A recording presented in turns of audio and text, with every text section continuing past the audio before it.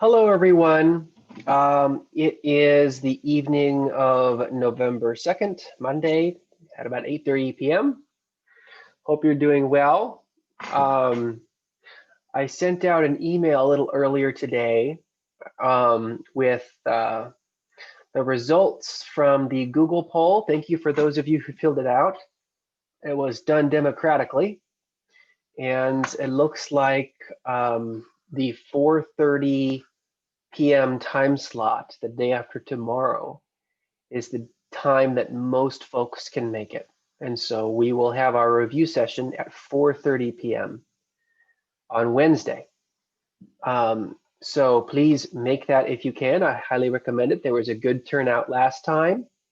And, sometimes I give stuff away, without meaning to, wink, wink. Well, not really. I don't give you any secrets. That's not fair to say. I was kidding. Anyway, please make that if you can, the review session, that is. Today, this evening rather, we will go through the last lecture of Unit 3. Like I said, this is a much shorter unit. So we'll do biotechnology / DNA technology, which is the same thing. And then the Analyzing My Phenotype labs due today. No lab or quiz this week. I figured you've got enough on your plates. This is the busy time of the semester. So I just, I decided to take those off your plate. No worries about lab or quiz this week. And then, so the review session will be the day after tomorrow. This is Wednesday at 4:30. So we're going to meet when there's sun out. And then the exam will be on Monday, November 9th. This is the exam. So remember that, the syllabus has a fairly limited policy that I have to abide by, because that's what I agreed to do for the college. And so I don't like to, to have to say no things on the reverse end. So now is the time. If you have a work commitment, or if you see some kind of schedule conflict where you will not be available on a week from today, Monday, from 5:30 to 8:30 p.m., you need to let me know, please.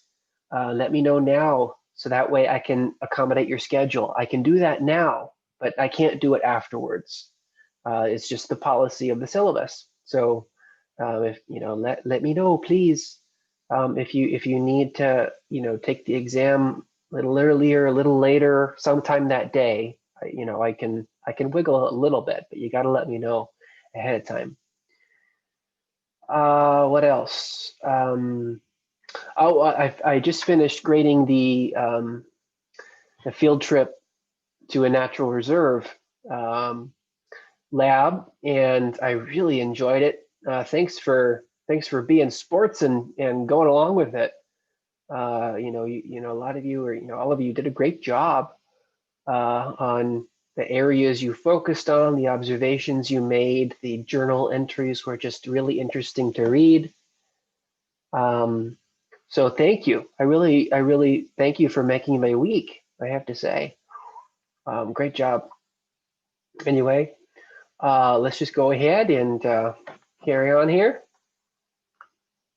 So let's recap what we talked about in the last lecture, which was DNA structure and function. So DNA is a double helix molecule, true or false? The answer is true. DNA does indeed have two heli that wind around another. This would be a false answer if it had RNA in the question. So is RNA a double helix molecule? That would be false, because RNA here on the left is a single helix. And we talked about at length on last Wednesday, when we were talking about DNA structure and function, that even though DNA is the base molecule of genetic information, an RNA molecule has just as much information packed into it. The reason why is that these nitrogenous bases, these A's, T's, G's, and C's, or in this case, U's instead of T's on the RNA molecule, they're complementary. That means if you know one side, you know the other. And so if you split this in half, you already know what the other half looks like. It's like a mirror image. So that's the power of DNA and RNA. Which nitrogenous base is only found in RNA? I already gave you this answer, and that would be uracil. Uracil is a thymine that just has the amine group missing from it. And when I say amine group, you'll notice all these nitrogenous bases have INE, INE, INE, INE at the end. That's basically in reference to this NH2, NH2, NH2 that you'll notice on all of these, on their chemical structure. So that those are amine groups, which is the namesake of the name. So a uracil, you'll notice, does not have an INE at the end, and that's because the thymine has the amine group has been removed in RNA, and that's just a consequence of its chemical structure. I will not go into the biochemical detail as to why that is, because it's just TMI. So which nitrogenous base is found only in RNA? The answer is uracil. The specific function of DNA is to what? Is it to tell the cells what to do? And I guess this would be, the answer would be, what's the most specific answer? Does it tell cells what to do? Well, yeah, that is true. Does it transcribe into RNA? That's also true. Does it mandate the phenotype of all organisms? Well, kind of, but the word mandate is kind of strong. I don't really like the word mandate here. But what's the most true? Well, the most true here is that DNA, at its base level, it codes for the synthesis of proteins. That's the base function of DNA. Of course, coding for the synthesis of proteins means that, in essence, it's telling the cells what to do because of how diverse proteins are in their form and function. They do vast majority of cellular work, and they play a role in function and energy. And so in a broad way, yes, if you code for the synthesis of proteins, you're also telling the cells what to do. But that this is just too broad. Does DNA also transcribe itself into RNA, as we'll talk about shortly? Yeah, DNA does transcribe itself into RNA. As a review for this process of transcription and translation, watch the last lecture where we discuss it in some detail. That's also true, but key point here being that the base function, the most important function of DNA, is to code for the synthesis of proteins. So today we'll go ahead and finish off Unit 3 in terms of the material. And so we're going to do DNA technology / biotechnology, which is found in chapter 12 of your textbook. So this is where we really get to why have we been studying DNA? Why did we study inheritance and heredity? Well, though that's interesting, obviously it has biological relevance.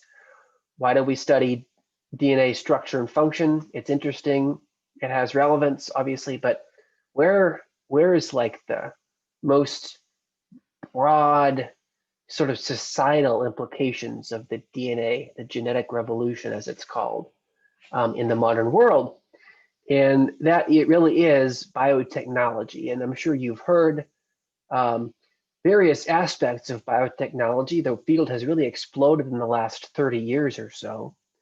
But the base emphasis of biotechnology is the manipulation of organisms and their genetic components to make some kind of useful something, a treatment, a product that is marketable, that theoretically improves human lives, although there's some controversy there that we will explore. So that's biotechnology. It's literally the manipulation of life at the genetic level for some kind of practical goal, whether that's good or bad.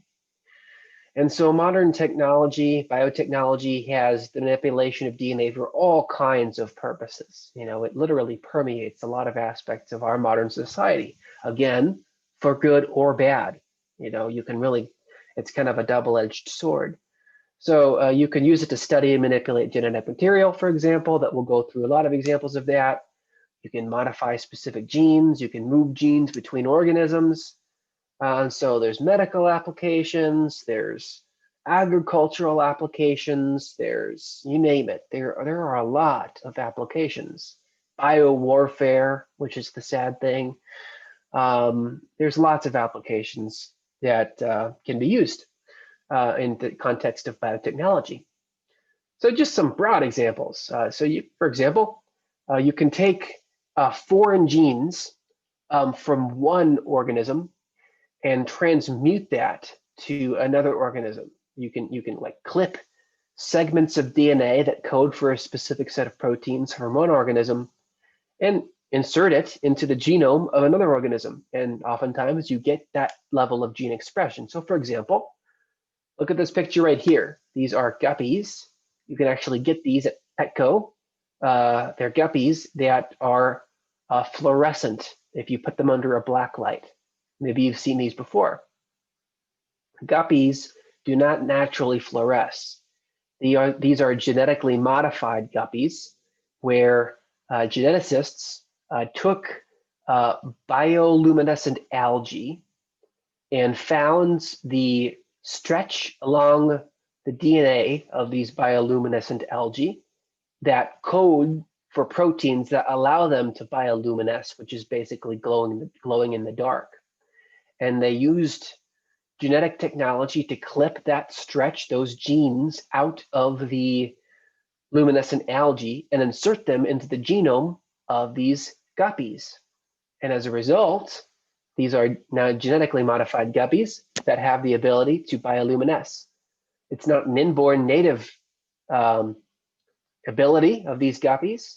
They've been modified by people, and you can get them at Petco, and you can stick your fish under a black light, and they'll glow in the dark, which is kind of cool. For if you like that kind of thing. There's aspects of cloning, which we'll talk about some examples of cloning that people use for a variety of different purposes, conservation and so forth. And then things like genetic fingerprinting, which has a whole array of applications, like catching the bad guys, tracing evolutionary relationships, and constructing what are called phylogenetic trees, which are basically trees of evolutionary relationships between organisms, to things as simple as the PCR test, which is the basis of the COVID-19 test that allows you to get a positive or a negative result for the virus that's causing the pandemic in our society as we speak. So there's lots of examples of the application of biotechnology. As I said, it really permeates every aspect of our society in one way or another. So let's start with cloning. The word clone comes from the Greek word klon, which basically means making more of the same thing. But contrary to what colloquially the word clone means, it's not simply taking you and making another you. That's really kind of a science fiction level understanding of cloning.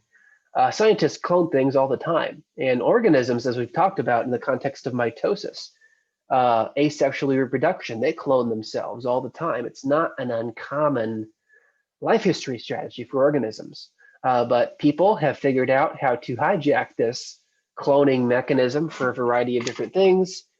For example, reproductive cloning is one that maybe you think of right off the bat in terms of the broad application of cloning, but then there's a couple of other types of cloning: therapeutic cloning, which has a lot of medical applications, and then recombinant cloning, which is everywhere. If you've eaten today, you've probably been a beneficiary of recombinant cloning, unless you are a non-GMO fair trade enthusiast, which if you do, kudos, but it's hard to do. So let's go through some examples of what cloning can look like. First of all, probably when you hear the word clone, you're probably thinking of this first type, reproductive cloning. And this is how it works in a nutshell. You take the egg of a mother, whatever the species, an egg cell, and with the use of a really, really, really, really small needle, this is the whole cell itself, and they have needles this small now that are basically 1 cell wide. Basically insert the very small needle into the cell and suck out the nucleus with all of the genetic information. And then you add that nucleus to the somatic cell, which is a non-sex cell from some kind of adult donor. So you add that genetic information, and then you into some other cell, and then now you have this other cell here, and then you induce this somatic cell to basically undergo mitosis. But you have the sex cell from an egg. You have this, the chromosomes from the nucleus in an egg cell that you've taken out of the host, the main cell, inserted into a somatic cell, and now you've stimulated it to grow in a culture. And then you can do a number of different things with that culture of cells. You can insert that culture as basically as an embryo into some kind of surrogate mother and let it grow eventually into a fetus and a clone of the original mother egg cell will be born. Maybe you've heard of this before. It's been done successfully in animals. And there was even a mad scientist who tried to do it with humans, but as you can imagine, that it raises all kinds of ethical concerns. The other thing that you can do with that culture of cells, other than inserting it into a surrogate mother, is continue to grow it in a culture of a media here. Mostly these are called petri dishes, and then continue to manipulate it in various genetic ways using various solvents and genetic modification tools to induce it to form into specialized cells that can be used for therapeutic uses. So we'll go through that in a couple slides. But if we think about reproductive cloning, this again is where that culture of somatic cells that were originally taken from egg cell are inserted into a surrogate mother. That's who's an estrus. And so this can be done successfully with mammals. The first clone ever was a sheep, a lamb. Maybe you've heard of Dolly before. Dolly was literally this is Dolly standing next to its clone, also its mother, but not really. The egg cell was taken from this sheep right here and inserted into the somatic cell, and then that resultant culture of cells was inseminated into this lamb, and then eventually Dolly was born. So it's kind of a clone of itself, but it was also its mother. Really weird, I know. But Dolly was the first, mammal to be a clone. So there's applications for that. We use it with farming because it's conceivably less labor intensive for people to. I say conceivably. I'm not saying this is done every day, because this still is relatively cutting edge and controversial. But people can use it for farming aspects. They can use it to clone animals that are used in experiments for testing drugs and things. Again, I'm not covering the controversies here. If some of this stuff doesn't make you shiver with like, oh my goodness, this is terrifying or weird, then it should, because there's weird stuff with some of this. So I'm intentionally not discussing the ethical aspects of this yet. I will. Don't worry not. But there are applications for using clones for animals and experiments. And there have even been people who have proposed that you can clone animals that are critically endangered for the purpose of restocking natural populations to bring their levels back up to levels where they're not endangered anymore. So for example, the rarest primate in the world is this Chinese monkey. I forget the common name, but less than 1,000 individuals. And they've cloned one. I think these are clones. So people have proposed that cloning can be an effective tool for dealing with species extinctions when there's critically endangered organisms. Maybe you've even heard of the idea of people bringing back the woolly mammoth. Have you seen Ice Age, the movie? It is a movie, of course, with the woolly mammoth, and they're basically a different genus that is in the family of Mantidae, the elephants that had hair on them, not very closely related to the elephants of today. And they've actually found in like northern Siberia, in northern Mongolia, where there's permafrost and it's been frozen in the earth since the last ice age 10,000 years ago, around the time when the woolly mammoths died out, they found relatively well-preserved mammoth carcasses that still had grass in their mouths that they were chewing at the time of their death. And scientists have been able to resurrect living cultures of mammoth cells from these remains because they have been so well preserved, even though they're 10,000 years old. Amazing to think about. And so people have, they have these live cultures of mammoth cells that people have proposed. They, take they even have live egg cells. And they propose taking those and using this exact same reproductive clone technique to get a culture of live mammoth cells and insert those cells into a surrogate female elephant in estrus that would then grow into a uterus. And because it's from the host of a mammoth, the cells of a mammoth, when that elephant gives birth, it would be a mammoth that would be born. And people are talking about bringing mammoths back from extinction, which is, whoa, it's not even that science fiction. Theoretically, it's possible. And I think there are people who are working on it. It's not something that I am keeping up to date on, but I know that there are people in Russia and China who actively are working on this. So if that is amazing to you, look into it and see what's going on. But of course, there are issues with reproductive cloning. Like I said, if some of this stuff does not make you cringe, it should. For one, generally speaking, clones are not as healthy as organisms that reproduce that are the result of sexual reproduction. And so they're really not a viable substitute for replacing or even enhancing native populations, say, of organisms that are critically endangered. And so from a conservation standpoint, generally speaking, cloning is not the answer. It means reduced genetic diversity.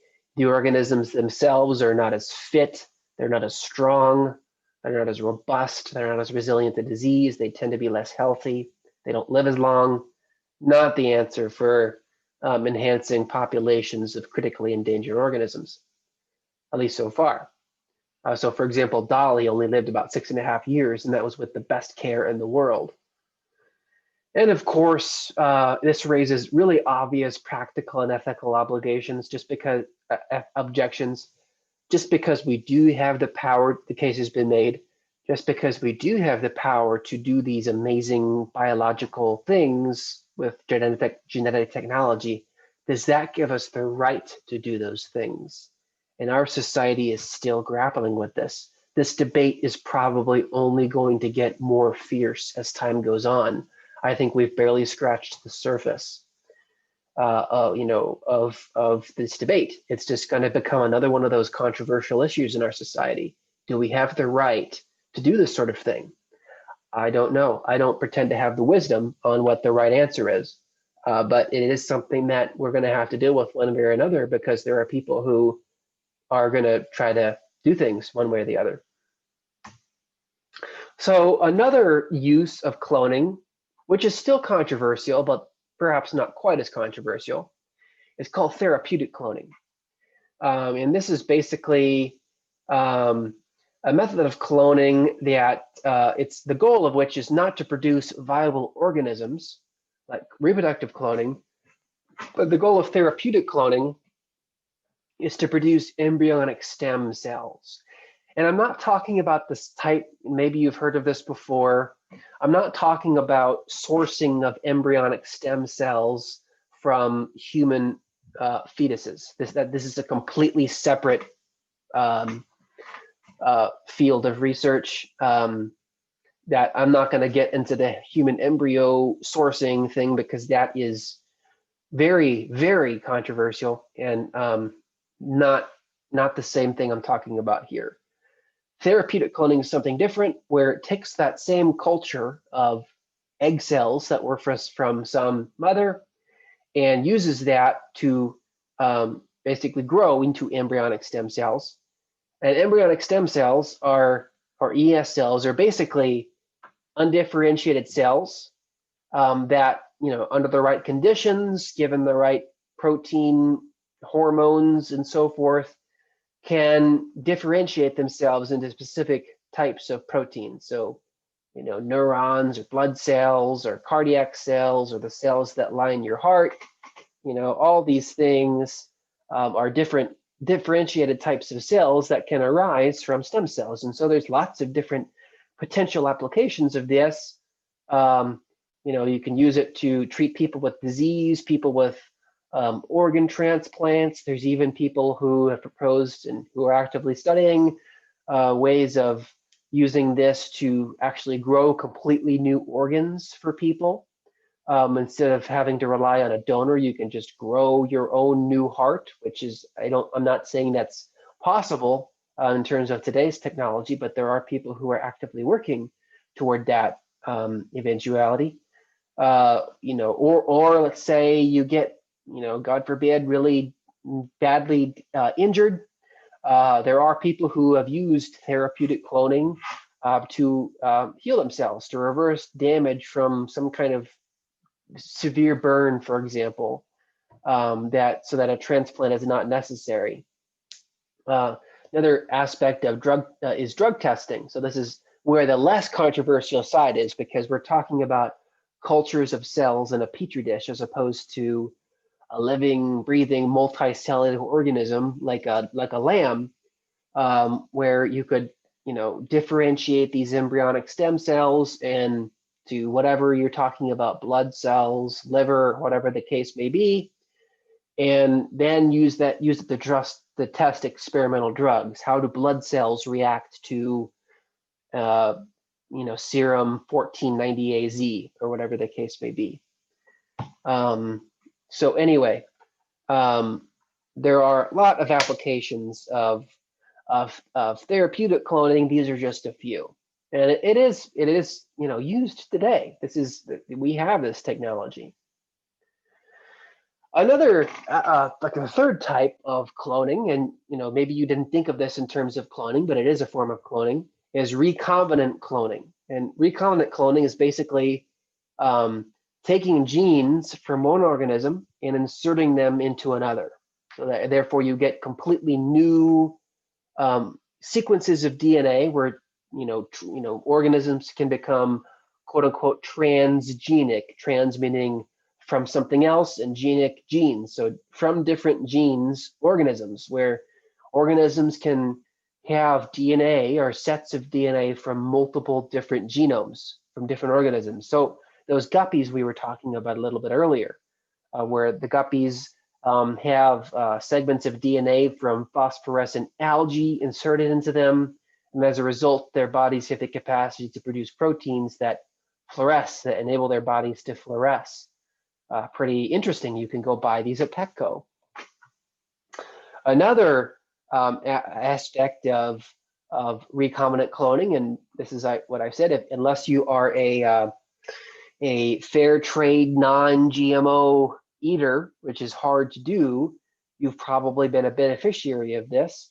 The vast majority of all the foods that we eat today, from dairy to protein, meats to vegetables, are the results of genetically modified organisms where people have taken genes that code for larger fruit size or sweeter fruit or larger, you know, larger muscle size for cattle, or a greater ability to digest certain foods. So, for example, cattle, a gene is often inserted into cattle that gives them a greater ability to digest corn, which their bodies generally don't want to do. There are so many, there's so many genetically modified organisms today. You can't even shake a stick at it. For example, herbicide treatment.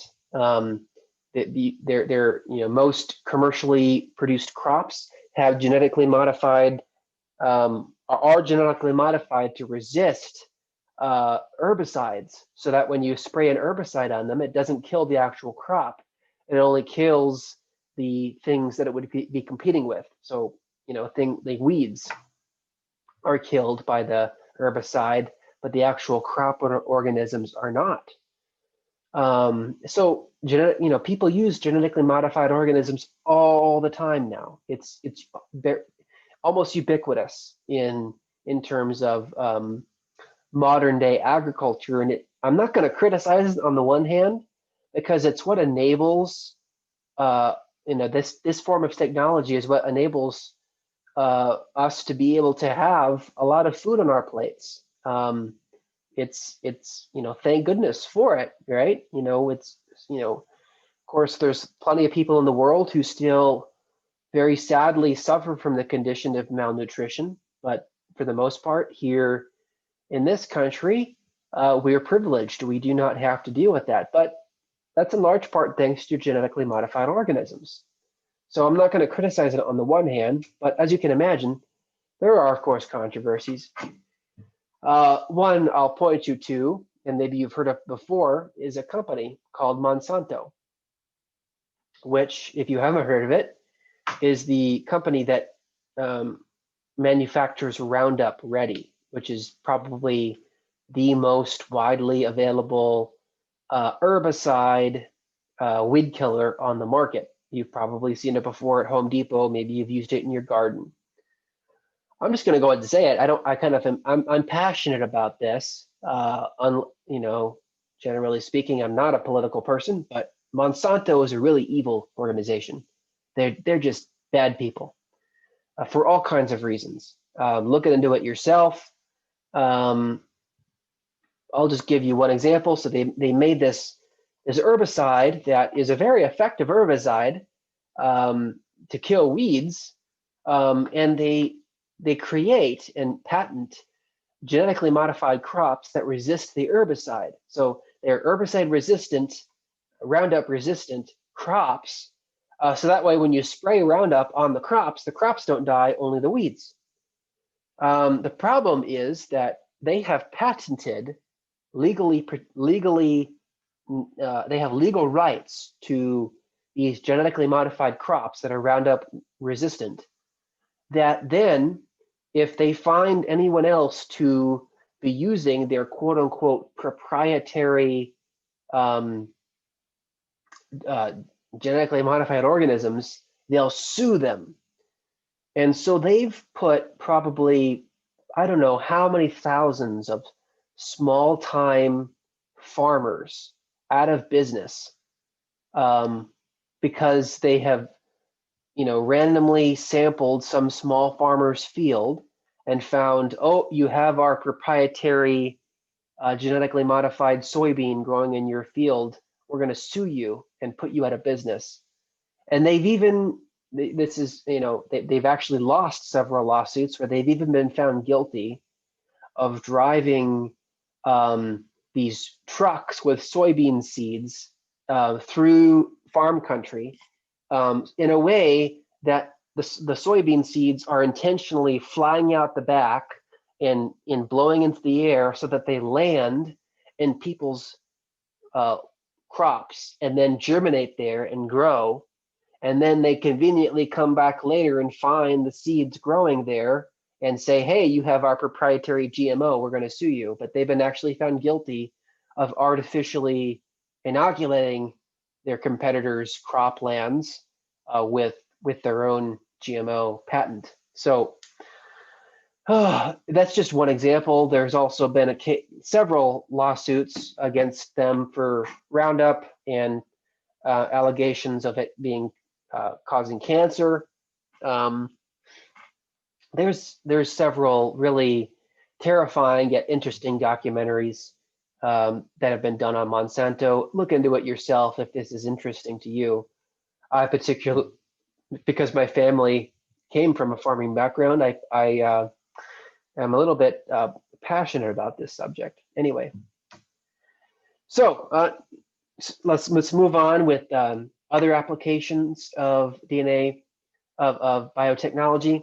And one other aspect of biotechnology is DNA profiling and forensic science. So you can use biotechnology to analyze DNA samples, and this has revolutionized the field of forensic science, for example, where you can, if people leave behind genetic evidence of themselves at a crime scene, whether that be blood or saliva or even fingerprints, the genetic technology exists nowadays where they can identify the bad guy. And this has actually been used to solve cold cases before. So maybe you've heard of the California State Golden Killer, the Golden Gate Killer, who was a psychopath who would kill, these innocent people way back in the 90s, I think, and they never caught the individual. But through forensic science, they were able to get a positive match, and they caught this. They finally nailed the jerk, the disgusting person. It wasn't even all that long ago. They finally proved who it was, and it was just some sicko living in a trailer park. I digress. Look into it if this is interesting to you. But DNA profiling and forensic science certainly has an application. Solving paternity cases is another example where, reminds me of Michael Jackson's song Billie Jean. Well, but the kid's not my son, right? Well, we have the technology where that could be proven now, whether you like it or not. Sorry, dudes. And then also, this is a whole other field, phylogenetics, people using this to trace evolutionary history of organisms, both from the billions of years time scale to, relatively short speaking. So even now you can sign up for like websites like ancestry.com where they'll send you a little tube to spit in, and you can send that tube in, and you can get results back on where your major clades of your heritage come from, which can be a lot of fun to do. I recommend it. They often have sales around the holidays. If you're interested in seeing, if you're interested in knowing kind of where your heritage comes from, this is a really cool, fun thing to do. I did it. Most of my DNA comes from the British Isles, which is not surprising, but it was still interesting to see. Anyway, DNA profiling techniques, here's a really common one. The polymerase chain reaction, which is PCR for short, which is basically a technique where people have these primers, these chemical primers that can target specific sections of DNA and clip those out and amplify those specific sections, and then get, we're talking about base pairs, and those base pairs can then be inserted into some kind of database of previously collected samples that you can basically use to really quickly get an identification on. And I'll just give you an example, a really relevant modern day example. If you've been tested for COVID, like through the nasal swab technique, that is a PCR test where people They shove that swab up in your nose, and then they take that sample and they do a PCR on it to test. They're basically using to test for the segment of DNA. They have primers that test for SARS-CoV-2, the causative agent of COVID, and they amplify that. And if it comes up on their search from your sample that, oh, that stretch of DNA is SARS-CoV-2, that would be a positive case. If they don't see that, they call that a negative case. Not a foolproof method always, but it's pretty effective. And polymerase chain reaction, this technique of the polymerase chain reaction has been around for some time. I did it in undergrad for other applications. It's well used. It's not even all that sophisticated anymore. There's, the whole genome approach is more common these days, and it's becoming even relatively mundane, almost, I dare say, to do this. It wasn't only in the early 2000, I think 2002, 2003. So we're talking 17, 16, 15 years ago. That was when the human genome was first entirely sequenced. So it's about 20,000 human protein coding genes in the human genome. Took a long time to do that. It was really expensive, but that was 15 years ago. Fast forward to today, people do whole genome sequencing relatively easily. I mean, you can sequence your whole gene if you want to do it. You can pay a company to sequence your whole genome for, like, I think $1,000. I may be off there on the dollar point, but it's a heck of a lot more affordable than it used to be. And there's lots of applications for that. You can use that to test for genetic diseases, of which there are many, and then treat them and so forth. And so this field of genomics has really exploded in the last few hundred years. Oh, so here's a chart, actually. 2001, from the very first time, so I guess 19 years ago, from the very first time the human genome was sequenced to today. This is the cost. Look at how much the cost has gone down from about $100 million it cost to initially sequence the human genome to today. It's just about $1,000. And so it's, it's relatively speaking affordable. I don't think I'd dish out $1,000 to sequence my genome because I don't really want to. But if my life depended on it, I would be willing to shell out $1,000, right? $100,000, $100 million? No, thank you. I don't think I could do that. But anyway, here's another example, and I'm almost done here. CRISPR-Cas9, which is, maybe you've heard of this before. It's basically like PCR on steroids. That's a joke, but it's basically what it is. It's CRISPR stands for clustered regularly interspaced short palindromic repeats, which are these long sequences of DNA that we all have, that are, relatively speaking, kind of inert. And then people have used this system of enzymes that correspond to CRISPR sequences, this Cas9 enzyme that has the ability to cut out specific sequences of DNA in CRISPR, and people can use this Cas9 enzyme to genetically modify it with really sophisticated software, and basically use that to clip out whatever sequences of DNA that they want, and then those can then be inserted elsewhere into other organisms. That's how, for example, those guppies are able to phosphoresce. It's CRISPR-Cas9 clipping out sequences of DNA and knocking them out, or inserting them into something else, or recombining them. The applications of this are huge and almost endless, including GMO foods as well. So all of these things, all of them, have ethical issues attached to them. It's oh my goodness. It's, as I said, it's something that our society is going to have to continue to grapple with as time goes on.